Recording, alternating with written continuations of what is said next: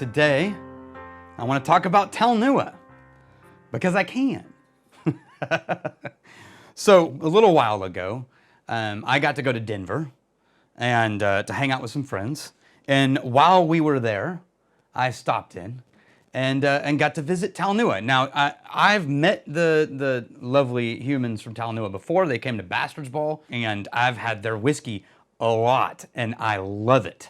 And we've reviewed it before. But while we were there, I got to try this one, and when I got back, I thought, oh yeah, I'm gonna wanna talk about this one. And actually, this bottle is one of the reasons that I tried to figure out how do we go back to being able to actually just straight up review whiskey no one can get, but that we think people should know about, and that's we at the school.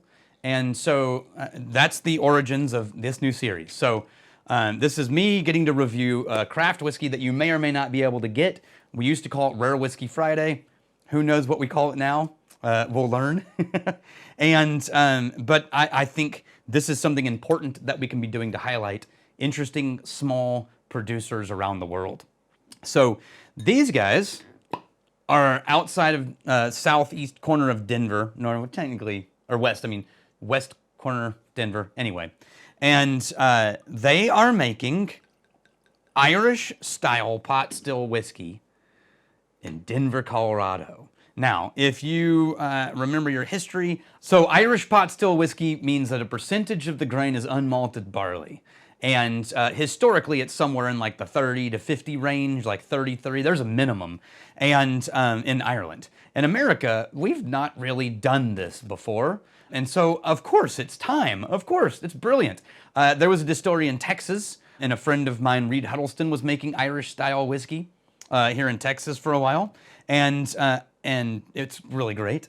I got to try these guys for the first time right before we invited them to Bastard's Ball and went, oh man, they are doing some cool stuff. They are specifically, when they're doing their pot still style, 50% unmalted barley to 50% malted barley.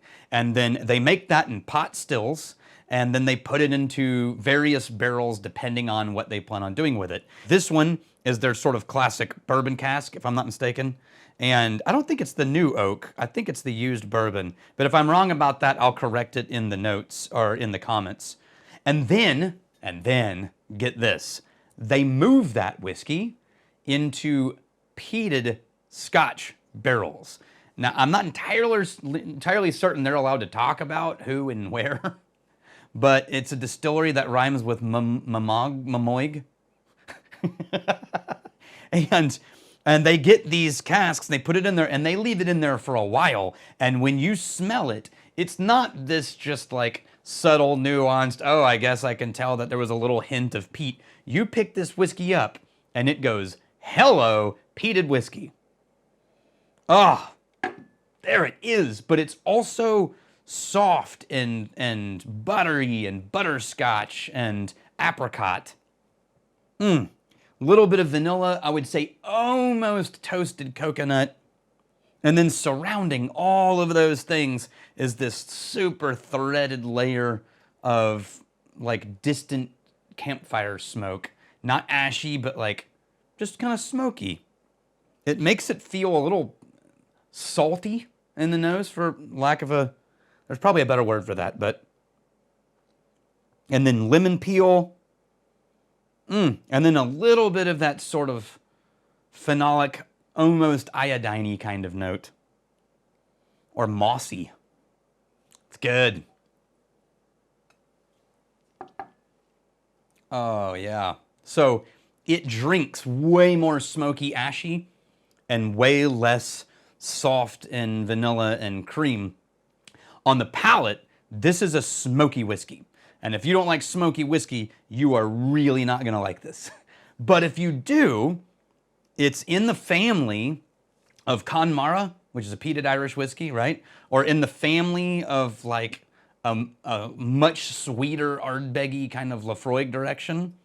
And but it's just really nice. I wish it lingered a little longer. It's a little bit short and I would say maybe a little young, because it's still got that like vibrant, youthful, fruity, forward, bright and sparkly mid-palate but not a long, heavy, dense, oily finish.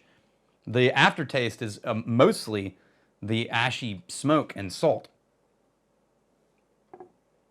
It just coats things. Yeah. Pretty soon, all the fruit and sweetness just goes roomp and ramps down, and then what clings to your palate is that kind of smoky note. I'm going to add a little bit more of the Scotch water again over here until I run out of the Scotch water.